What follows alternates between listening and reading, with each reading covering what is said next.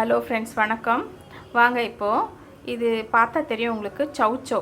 இது வந்து கர்நாடகா சைடில் வந்து சீமை பதனேக்காயின்னு சொல்லுவாங்க. இதை வச்சு நம்ம சிம்பிளாக ஒரு பொரியல் செய்யலாம். இதுக்கு ஒன்றுமே இல்லை, ஒரு வெங்காயம், நெக்ஸ்ட் வந்து காஞ்ச மிளகா, இது இருந்தாலே போதும். இந்த சௌச்சௌ வந்து அவ்வளோ டேஸ்ட்டாக இருக்கும். எப்படி செய்யலான்னு பார்க்கலாம். இது செய்கிறதுக்கு முன்னே மேலே இருக்க தோலெல்லாம் சீவிடுங்க. சீவிட்டு வந்து இங்கே பாருங்கள், இங்கே வந்து ஒரு மாதிரி விதை மாதிரி இருக்குதா, இதை எடுத்துகிட்டு சின்ன சின்ன பீஸாக கட் பண்ணி வச்சுக்குங்க. செய்யலாம். இப்போ எப்படி செய்யலான்னு பார்க்கலாம். கடாயை எடுத்துக்கோங்க, அதில் கொஞ்சம் எண்ணெய் விட்டுக்குங்க. அதில் 2 கடுகு போட்டுருங்க. கடுகு பொரியட்டும். மெயினாக வந்து இதுக்கு வந்து கடலைப்பருப்பு தான். இந்த கடலைப்பருப்பு போட்டாலே ஒரு டேஸ்ட்டு கொடுக்கும் இந்த சௌச்சௌ. அதனால் கடலைப்பருப்பு 2 ஆட் பண்ணியிருக்கேன். நல்லா பொரியட்டும். கொஞ்சம் கடலைப்பருப்பு செவர வரைக்கும் கொஞ்சம் நேரம் அப்படியே இருக்கட்டும்.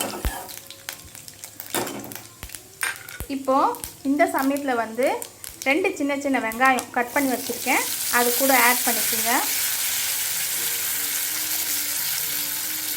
3 காஞ்ச மிளகாய், நீட்டு காஞ்ச மிளகாவை நான் கிள்ளி வச்சுருக்கேன், அதுவும் ஆட் பண்ணிக்கோங்க.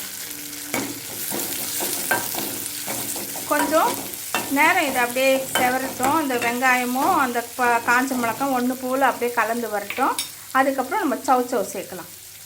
இப்போ வெங்காயம் செவந்துடுச்சு, காஞ்ச மிளகாவும் கொஞ்சம் நல்லா வதங்கிடுச்சு. நல்லா இப்போ இந்த சமயத்தில் வந்து சௌச்சௌ ஆட் பண்ணிக்கோங்க. சௌச்சௌ ஆட் பண்ணிவிட்டு மஞ்சத்தூளும் அதில் கொஞ்சம் சேர்த்துக்குங்க. காஞ்ச மிளகாய் வந்து நீங்கள் வந்து 3 போட்டால் போதும். ஏன்னா நிறைய காஞ்ச மிளகாய் போட்டாக்கா இது உரப்பு தெரியும். இது நீர்க்காய் இல்லைங்களா, அதனால் வந்து அந்த காரம் அப்படியே உங்களுக்கு இறங்கும். அதனால் 3 காஞ்ச மிளகாய், நீட்டு காஞ்ச மிளகாய் நான் கிள்ளி போட்டிருக்கேன். கொஞ்ச நேரம் இது எண்ணெயிலே வதங்கட்டும்.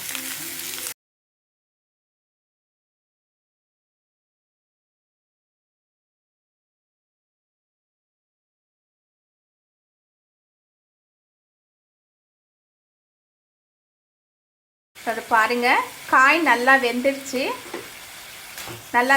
காய், கடலைப்பருப்பெல்லாம் ஒன்று போட்டு நல்லா வெந்துடுச்சு. இந்த சமயத்தில் வந்து தேங்காய் பூ துருவி போட்டுனா துருவி போடுங்க. நான் தேங்காய் இல்லை, அதனால் துருவி போடல. ஸ்டவ்வை ஆஃப் பண்ணிவிடுங்க.